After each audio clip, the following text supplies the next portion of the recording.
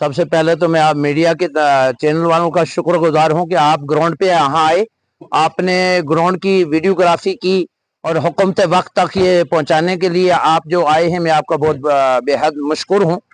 हमारे गांव खनेतर की 4 पंचायतें हैं और जहां आप खड़े हैं ये बस स्टैंड टांडा है और बस स्टैंड टांडा के साथ में ये एक पुली है और बाकी तमाम रोडें गांव खनेतर की जो है, इसके अंदर आवाम सख्त मुश्किलात के अंदर है कि पूरे गांव की 4 पंचायतों में कोई ऐसी रोड नहीं कि जहां गांव में आसानी के साथ कोई गाड़ी पहुंच सके।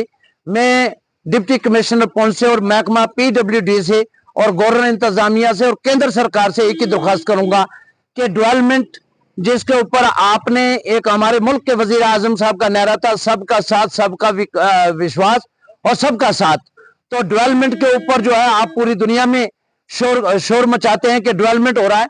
गांव खनेतर की 4 पंचायतें हैं और 4 पंचायतों के अंदर तामीर और तरक्की का नाम और निशान नहीं है। आवाम के लिए बुनियादी सहूलतें, रोड, बिजली और पानी और स्कूलों की बिल्डिंगें, ये तमाम की खस्ता हालत है गांव खनेतर की 4 पंचायतों के अंदर।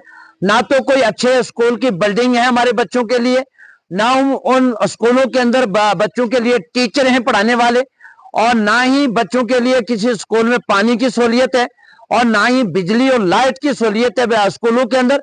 और जहां तक टॉयलेट, बाथरूम और बिल्डिंगों का जो है ही नहीं, स्कूलों का जो है ढांचा, ये बड़ी खस्ता हालत है। हमारी कौम को बर्बाद करने के लिए हुकूमत सोच रही है, तो हम हुकूमत से ये कहेंगे कि नाइंसाफी ना की जाए। हम भी हिंदुस्तानी शहरी हैं कि हमारे गांव के स्कूल जो है वो अच्छे स्कूल बनाए जाए, यहाँ रोडें अच्छी बनाई जाए। तमाम रोडों की जो है खस्ता हालत है।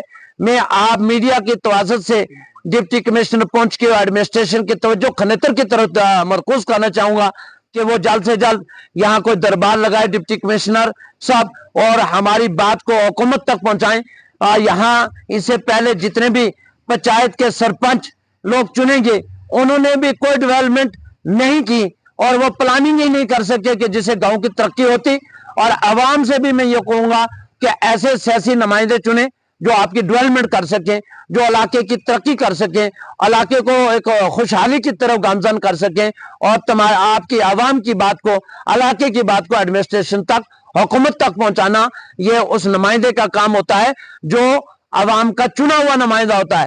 तो सरपंच जो मैक्सिमम चुने जाते हैं वो आफिसरान और हुकूमत के मुलाजमीन के नीचे रह के काम करते हैं, जबकि सरपंच का काम होता है प्लानिंग करना और प्लानिंग करके ऑफिसरों को और मुलाजमों को जो है उस काम के ऊपर जो है इस्तेमाल करना और उनके प्लान बनवाकर डेवलपमेंट करना। तो उससे भी हमारे सरपंच भी, हमारे सियासी रहनुमा भी, जितने MLA चुने गए आज दिन से पहले, DDC BDC, वो सब नाकाम रहे डेवलपमेंट से। तो मैं हुकूमत से कहूंगा खुदा रहा हमारे साथ इंसाफ किया जाए, गांव खनेतर की डेवलपमेंट के अंदर की तरफ तवज्जो दी जाए।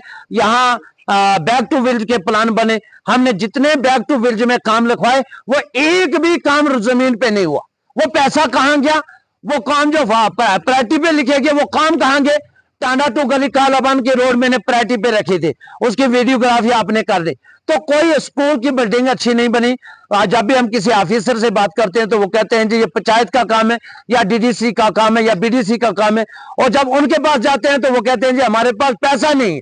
तो मैं ये समझता हूं कि हुकूमत आवाम को बेवकूफ बना रही है। उन्होंने कोई डेवलपमेंट नहीं करना, आवाम की जो है आवाम की सोच को डिवाइड करके हुकूमत सिर्फ अफसरशाही को जो है आवाम पे मसलत रखना चाहती है। किसी दफ्तर में कोई आवाम की सुनवाई नहीं है, यह सिर्फ फोटो स्टेट सरकार है।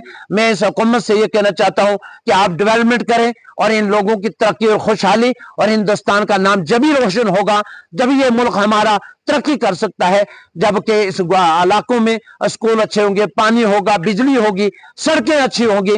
जब तक ये चीज नहीं होगी, तालीम के बगैर कोई मुल्क और कोई कौम, कोई इलाका तरक्की नहीं कर सकता। हिंदुस्तान जिंदाबाद। खुदा हाफिज। अस्सलाम।